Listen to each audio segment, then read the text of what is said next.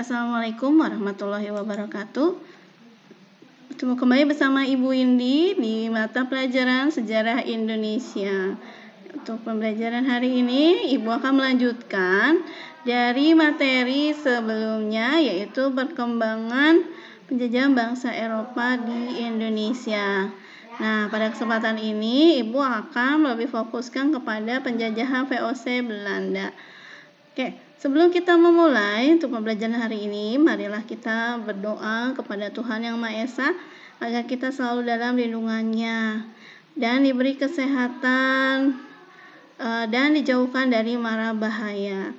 Oke, silakan berdoa menurut agama dan kepercayaannya masing-masing. Berdoa, mulai.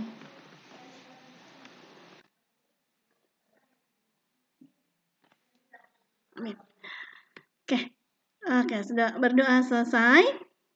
Oke, anak-anakku, seperti yang sebelumnya Ibu sudah bahas bahwa penjelajahan bangsa Eropa di Indonesia itu sudah ada 4 negara atau 4 bangsa yang masuki Nusantara ya. Yang pertama adalah Spanyol, kemudian Portugis, kemudian Inggris, dan yang paling lama adalah Belanda. Nah, pada saat ini untuk pembelajaran hari ini ya, Ibu akan fokuskan kepada penjajahan VOC Belanda. Nah, pada sebelumnya Ibu review dulu sebelumnya, mohon maaf. Ibu akan review dulu ya. Sebentar, kita akan review dulu ya.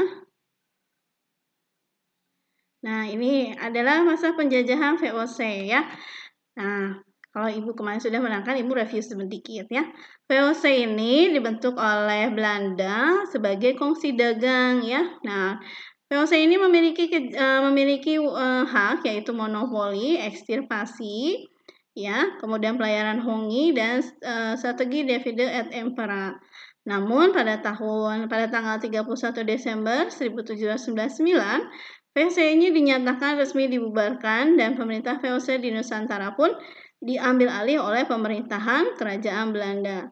Nah, penyebabnya adalah banyaknya terjadi korupsi, biaya kepegawaian yang semakin besar, kemudian banyak mengeluarkan dana untuk perang, persaingan dengan kongsi dagang lainnya.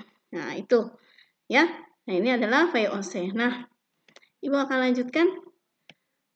Sekarang ini adalah masa penjajahan VOC. Nah, ini adalah pemimpin VOC pertama ya. Kebijakan dan dipimpin oleh pertama adalah Peter Booth. Nah, kebijakan dan keberhasilan Peter Booth ini antara lain membangun markas besar VOC di Ambon. Kemudian berhasil mengadakan perjanjian dagang dengan Maluku, menaklukkan Pulau Timor, mengusir Spanyol dari Tidore. Kemudian walaupun bermarkas di Ambon, Booth juga mendirikan kantor dagang VOC pertama-tama di Banten tahun 1610, kemudian di Jayakarta 1611. Oke, kemudian Booth ini dilanjutkan kepemimpinannya oleh Jan Petrus Jun Koen. Ya, nah keberhasilannya adalah memindahkan markas besar VOC dari Ambon ke Jayakarta.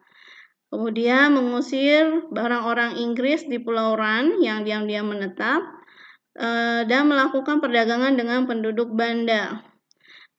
Selanjutnya adalah mengusir dan melenyapkan penduduk asli Banda, dan menerapkan kebijakan ekstirpasi. Kebijakan ekstirpasi sudah Ibu jelaskan ya, yaitu memusnahkan rempah, yaitu bentuknya cengkeh, seperti cengkeh dan pala untuk menguasai perdagangan. Nah, kita lanjutkan dengan pemimpin yang lainnya.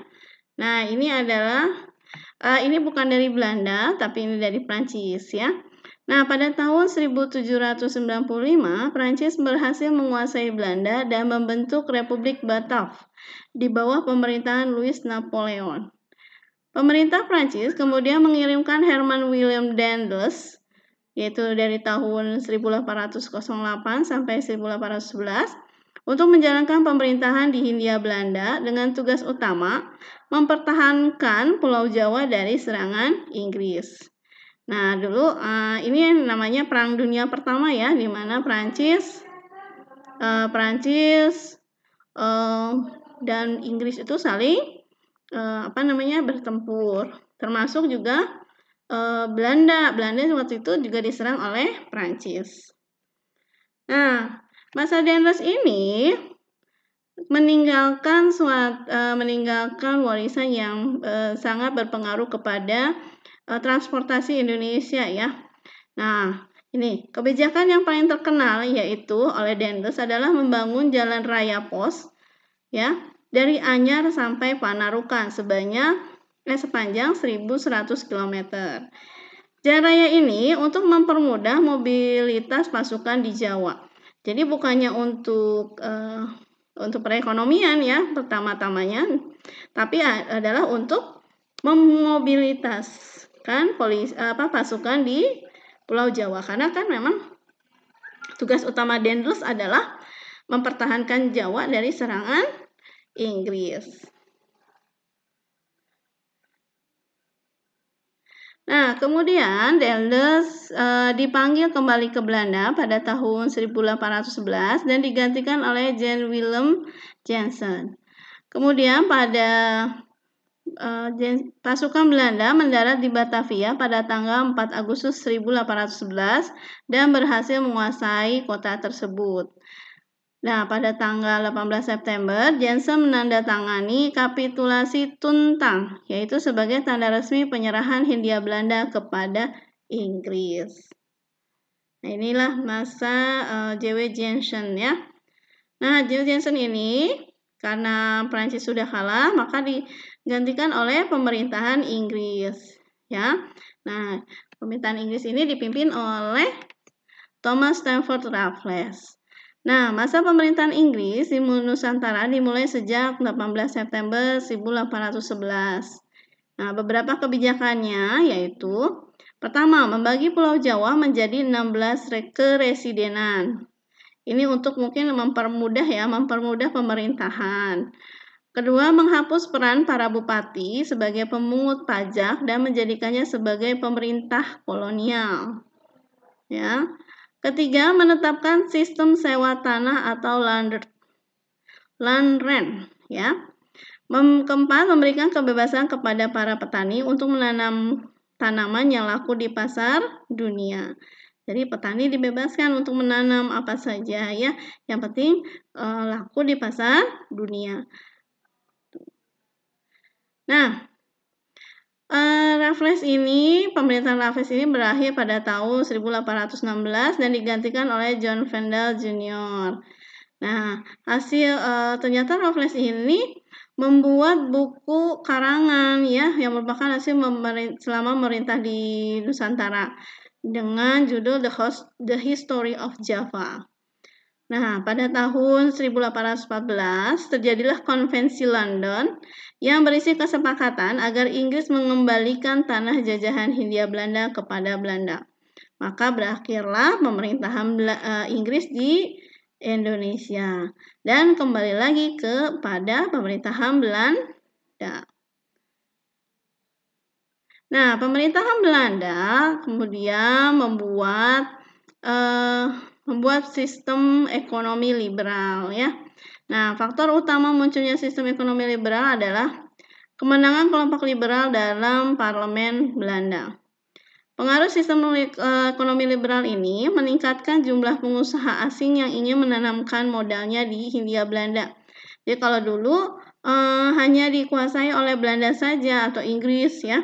Tapi kalau sekarang dengan sistem ekonomi liberal ini, maka pengusaha asing dari manapun boleh menanamkan modalnya di Hindia Belanda.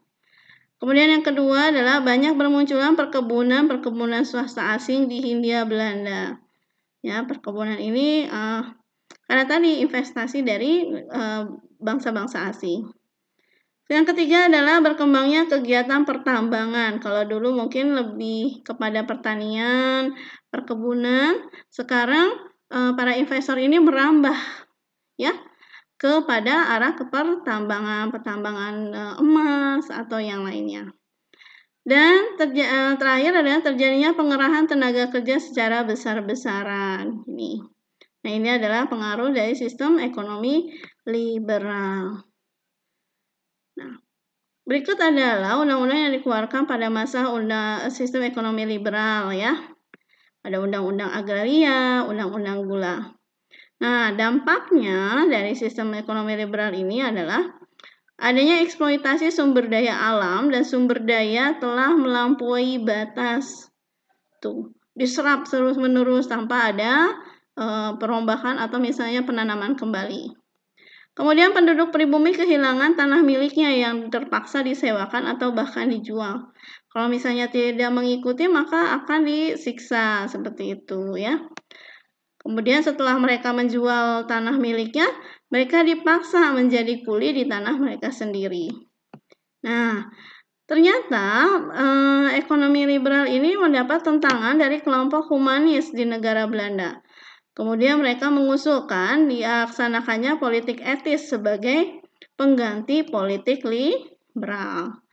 Jadi kalau politik liberal kan lebih menyedot kekayaan alam yang ada di Indonesia. Maka kelompok humanis ini berilah bantuan, jangan hanya cuma dikeruk saja. Nah, ini pelaksanaan politik etis ini ya memiliki latar belakang ya.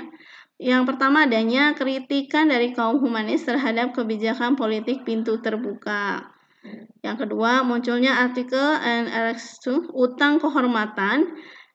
Maaf, Ibu susah bahasanya.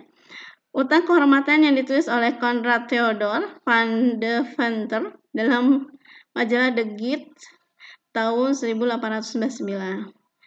Nah, pelaksanaan politik etis ini dilakukan atas dasar trias van de Venter yang terdiri atas pertama, migrasi atau pemindahan penduduk. Ya, yang dimaksudkan pemindahan penduduk ini adalah dari tempat yang sudah banyak penduduknya ditempatkan ke daerah yang penduduknya masih sedikit sehingga penduduk itu bisa mengeksplor lahan-lahan baru di sana ya. Yang kedua, irigasi, yaitu upaya perbaikan sarana pengairan untuk keperluan pertanian. Dan yang ketiga adalah edukasi, yaitu memberikan pendidikan untuk penduduk pribumi.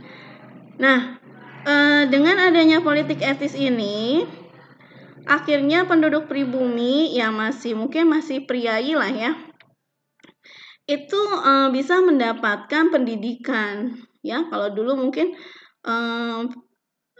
walaupun priai mereka tidak bisa mendapatkan pendidikan, tapi dengan adanya politik etis ini ya akhirnya para priai atau pribumi Indonesia bisa mendapatkan pendidikan dan bahkan bersekolah sampai ke negara Belanda. Nah, itu adalah keadaan Indonesia pada masa penjajahan Belanda ya atau VOC.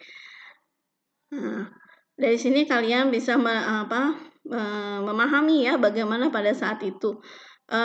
Yang Ibu jelaskan tadi adalah para pemimpin-pemimpin VOC atau Belanda yang berkuasa di Indonesia. Nah, untuk lebih memahami tentang kehidupan Indonesia pada saat itu, Ibu akan memberikan tugas kepada kalian ya. Nah, tugasnya ini seperti biasa ditulis di kertas folio dan dikumpulkan di classroom kelas kalian masing-masing. Yang pertama adalah jelaskan keadaan Indonesia pada masa penjajahan VOC. Yang kedua, sebutkan pemimpin VOC atau Belanda ya yang berkuasa di Indonesia. Yang ketiga, jelaskan pengaruh politik etis bagi kebangkitan nasional Indonesia. Nah, silakan kalian cari informasi sebanyak-banyaknya, bisa melalui Google atau media sosial lainnya untuk menjawab dan menambah ilmu pengetahuan kalian. Oke, demikian pembelajaran untuk hari ini. Ibu harapkan materi yang Ibu berikan dapat bermanfaat untuk kita semua dan kita lebih menghargai kepada kemerdekaan yang sudah kita rasakan saat ini. Kalau misalnya kita belum merdeka, masih hidup pada zaman saat itu, mungkin kita tidak bisa bersekolah ya. Tidak seperti sekarang, kalian dapat bersekolah dengan bebas, dapat mendapatkan hak-hak kalian secara bebas ya. Karena memang pada zaman penjajahan itu sangat tidak enak ya. Kita serba dibatasi oleh para penjajah tersebut. Oke, demikian materi untuk hari ini. Ibu ucapkan alhamdulillahirobbilalamin. Dan Ibu akhiri dengan mengucapkan wassalamualaikum warahmatullahi wabarakatuh. Sampai ketemu lagi di pertemuan berikutnya dengan materi yang baru. Oke, sampai jumpa.